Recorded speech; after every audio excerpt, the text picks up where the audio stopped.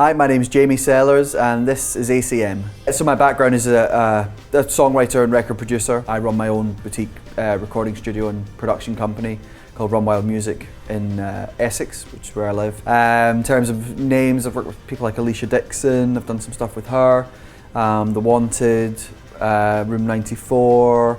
I was one of the producers on ITV's The Big Reunion, working with bands like Bewitched and Five, The Honeys, Eternal, those sorts of acts, as well as a whole host of up-and-coming talent, both signed and unsigned, working in kind of, developing artists is kind of, I suppose, my main sort of focus. The Writers' Room workshops have been great. I think they've been really well received. I hope they would be, because it was an idea I'd had for a long time, because as using my own experience as a student, it was just something that wasn't really, I felt like there wasn't really the opportunity to kind of flex those muscles, at least not where I was studying.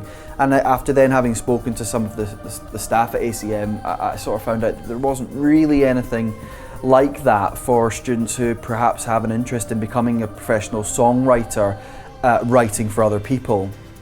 So it was something that I sort of knew people would benefit from. And as it happens, the students that have come along have really, I think, taken a lot away from it. We structure it like a kind of professional writing camp. So the students write to a particular brief. They're given the rundown of who the artist is they're writing for, what sort of song that artist is looking for.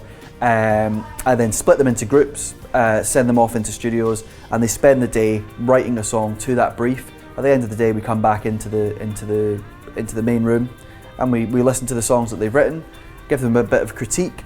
They talk about the processes they used, who did what, and how they ultimately came to write those songs.